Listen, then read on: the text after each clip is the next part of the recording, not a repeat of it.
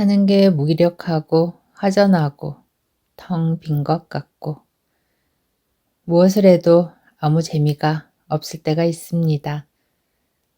남들은 맛있는 거 먹고 여행 다니고 사는 게 재미있는 것 같은데 왜 나는 맛있는 것을 먹어도 아무리 인기 있고 재미있다는 추천 드라마를 봐도 사람들을 만나도 아무 의미가 없고 재미가 없는 건지 너무 힘들다.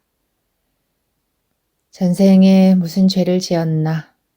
내가 뭘 잘못했을까? 그런데 이렇게 느끼는 것은 잘못 살았기 때문도 아니고 무슨 죄를 지어서도 아닙니다. 어떻게 보면 축복이죠.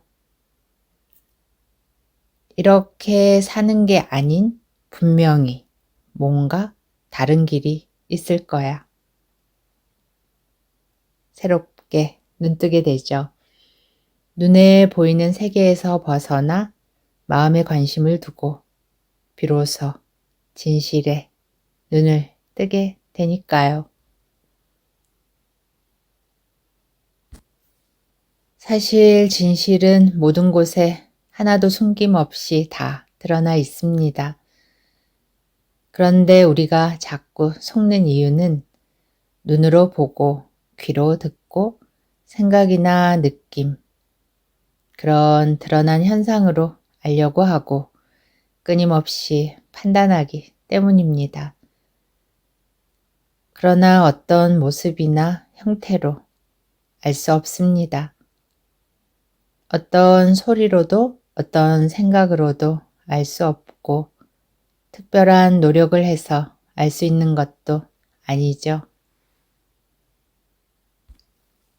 너무 쉬운데 알려고 하는 그 마음에 매달려 있느라 자기가 자기에게 속게 되는 겁니다. 예를 들어서 어떤 이는 봉사활동에 큰 의미를 둡니다. 그 사람은 봉사활동을 열심히 할 때 사는 보람을 느끼죠. 그런데 왜 그는 자신보다 늘 부족한 사람을 필요로 하는 것일까요?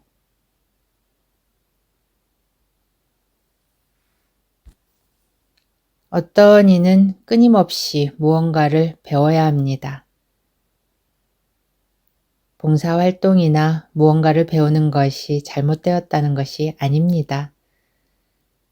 그것에 의미를 두었기 때문에 어떤 집단에 소속이 되어서 어떤 행위를 해야만 의미를 느끼고 자신을 특별하게 생각하고 그것을 못하게 되면 의미가 사라졌다고 힘들어하는 것을 잘 보라는 거죠. 이것이 옳다. 저것이 틀렸다.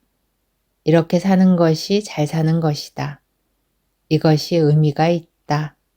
이런 것은 자신의 생각일 뿐입니다. 자신이 받아들인 가치관이죠. 그것에 노예가 되어 거기에서 벗어나지를 못하기 때문에 자신이 자신을 기쁘게도 했다가 고통스럽게도 만드는 거죠.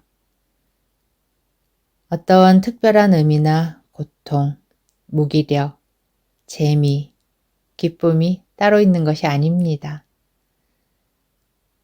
사는 게 재미가 없고 늘 부족하고 무기력하고 의미가 없다는 것은 늘 무언가를 해야 하고 의미를 찾으려 하기 때문이죠. 의미를 찾으려 하기 때문에 무의미하고 채우려고 하기 때문에 부족함을 느끼는 것일 뿐입니다. 깨달음도 마찬가지죠. 지금 여기 삶의 진실에 눈뜰 때 거기에 영원한 자유와 해방이 있습니다. 아무도 막을 수가 없죠. 밖으로 찾아 헤매고 무언가를 하려고 애쓰고 채우려는 길에서는 결코 벗어날 수가 없죠. 왜 그럴까요? 내가 그러고 있으니까요. 내가 그러고 있으니까요. 그럼 언제나 드러나 있는 삶의 진실, 나를 눈뜨게 하는 마음의 진실은 무엇일까요? 이미 다 알고 있죠.